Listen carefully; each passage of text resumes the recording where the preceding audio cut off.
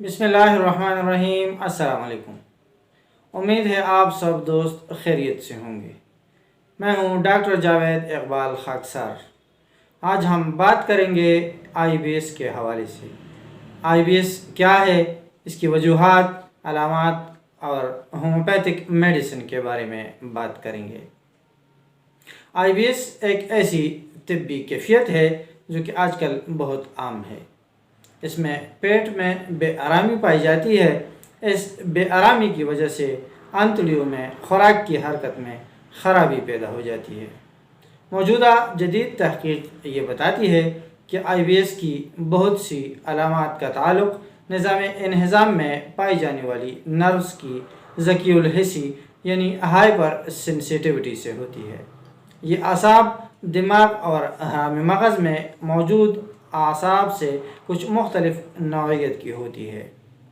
آئی B S مردوں کی بنسبت عورتوں میں زیادہ پائی جاتی ہے، یعنی عورتیں مردوں کی بنسبت تقریباً 2 گنا زیادہ متاثر ہوتی ہے۔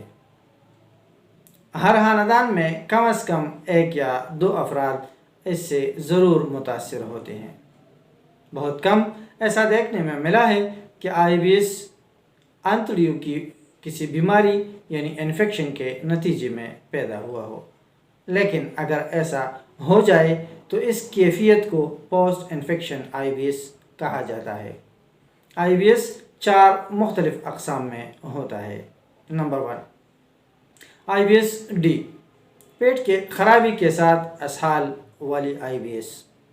آئی بی ایس سی، پیٹ کے خرابی کے ساتھ قبض والی I B S. I B S mixed, پیٹ کی خرابی کے ساتھ اسہال اور قبض عدل بدل کر آنے والی I B S. I B S U, نامعلوم آئی بی ایس جس میں علامات بدلتی رہتی ہے۔ آئی بی ایس کی علامات، سب سے بنیادی علامات میں پیٹ کا درد بہت نمایاں ہے، جس کے ساتھ رفع حاجت کی معمول میں واضح تبدیلیاں دیکھنے کو ملتی ہے۔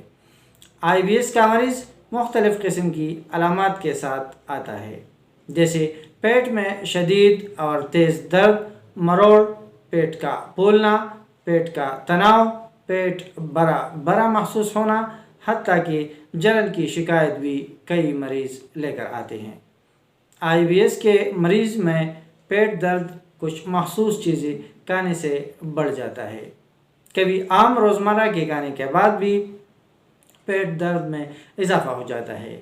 کبھی جذباتی اور نفسیاتی دباؤ بھی اس پیٹ درد کی وجہ بنتی ہے، اور کبھی قبض یا اسہال بھی درد کا سبب بنتی ہے۔ آئی بی ایس کے کچھ علامات، اس میں لگاتار کھانے کے فوراً بعد اچانک اور شدید حاجت۔ نمبر 2، ایسا احساس کہ جیسے پیٹ پوری طرح سے صاف نہیں ہوا ہے۔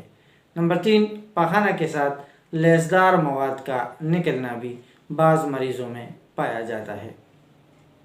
ان علامات اور ایسی صورتحال کے لیے جو ہومیوپیتھک میڈیسن قابل استعمال ہے، اس میں چیلیڈونیم، کارڈوسمار، لائکوپوڈیم، کاربویج، نکس وامیکا، کالوسینتھ، ڈائسکوریا، ارجنٹم نائٹریکم، چائنا ارسینیکم ایلبم، ایلوز وغیرہ علامات کے مطابق استعمال ہو سکتی ہے۔